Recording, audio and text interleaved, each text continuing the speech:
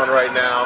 And with the economic downturn, our company's really, AT&T is really making their best effort to compromise not only the finances of our health care, but everything to do with being in a union and trying to take away our rights in the grievance process and trying to really make us pay more than we've ever paid before in health care. And while it's understandable in an economic downturn that we have some give and take at the bargaining table, they've been really one-sided and failed to bargain in good faith at any point in time. So we're really facing a difficult challenge, and it's time we got up in their face a little bit and let them know what's going on. Well, I really do feel that it's really the American way to really help to support the middle class. AT&T is a company that made $12.9 billion in profit last year and over $2 billion in profit in the first quarter of this year. So they obviously have not been affected greatly by the economic downturn. So really all we're asking is a little bit of equity when it comes to bargaining and having our say at the bargaining table as well. Randall Stevenson makes $25–30 million a year. He's our CEO, and a number of other people in the corporate structure are making a huge, vast amount of money. And it's time that we started to let them know that the middle class in America needs to have a fair shake. And they're not willing to do it at the bargaining table, so we're getting ready to take it to the streets en masse. Generally, the public's been very favorable. They realize that we have a responsibility to the middle class to really make sure that the middle class is getting a shake. You know, right now, if you look at the big economic downturn, we have greedy CEOs making millions and millions of dollars every year, and it's getting pretty difficult. So people realize we're representing the middle class, and we're doing what they need done too. It's not just about us and our needs; it's about the whole middle class and us holding up the middle class. And how do you feel when you see your brothers and sisters out here? I have a lot of pride.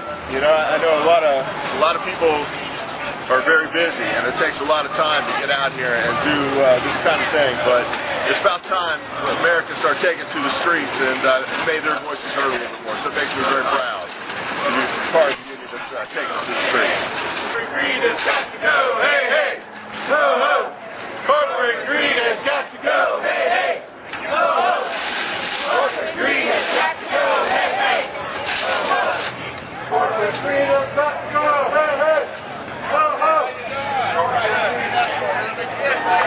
I get your attention? Hey, brothers and sisters, I am glad to be here today to support you because you have always supported me. I was proud recently to be the recipient of the Ohio AFL-CIO Legislator of the Year. I'm not here because I got an award. I'm here because of you. I'm here because we're about fairness and justice. We're here about equality. We're about getting a fair contract. I don't need to tell you, these are hard times. We're having a hard time in this country. We're having a hard time at the state level. Here in Columbus, we're closing rec centers. These are hard times. And we talk about economic stimulus packages. As I mentioned that day at the AFL conference, here's the economic stimulus package right here. The middle class, the working class, the folks who built this country, the folks who put the infrastructure in this business, the folks who build America to the strength that it is, and we need to share in some of those resources back to the families, to the working men and women of AT&T. CWA deserves a contract. They deserve a fair contract. We have a moral obligation to our seniors. We have health care responsibilities that go up every day. And it can't be put on the backs of the workers. We cannot build America on the backs of workers and not pay a fair wage. And what y'all need to do is what you did in this election. You need to go out and hit the streets and talk to your family members, your friends, your co-workers, and tell them to call, tell them to write, tell them they won't renew their contract with their damn cell phones. Tell them we need a contract, and what we need to do is make sure that more people than just the members of CWA are involved in this process.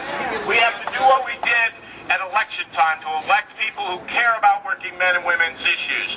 Do the same kind of campaign.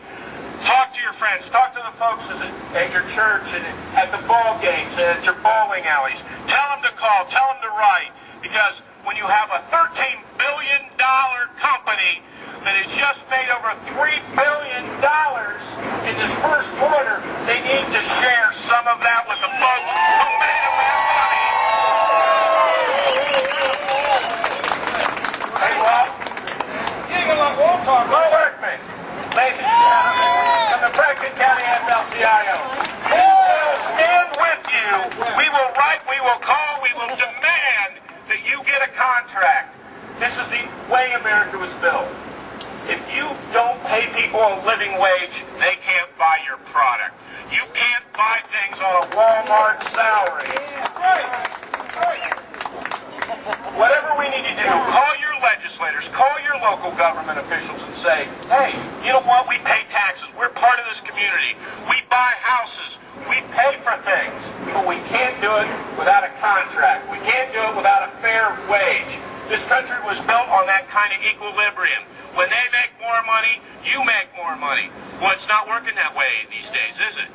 You know, you see CEO profits or CEO salaries 400 or 500 times what you all make. Maybe they need to reevaluate some of that. Put them in jail. Maybe they need to look at where they're spending some of those dollars. You know what? All these bonuses and whatever. The economic stimulus package is right before me. It's the working class of America. It's Americans who built this country. Let's have a fair contract now. Settle this contract.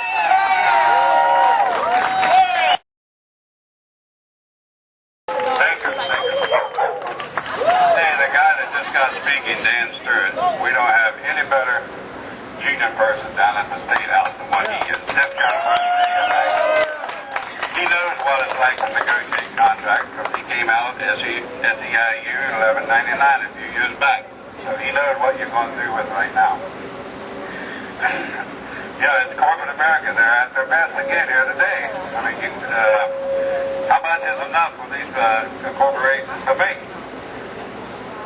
They wouldn't be making a penny if it wasn't for you people standing out here today. It's all for your backs that they make a profit. And yes, they want more and more and more and more. When in the hell is enough enough? I say it now. And I'm down here, I'm not a long speaker, but I'm here to tell you whatever your union leaders ask this labor council to do,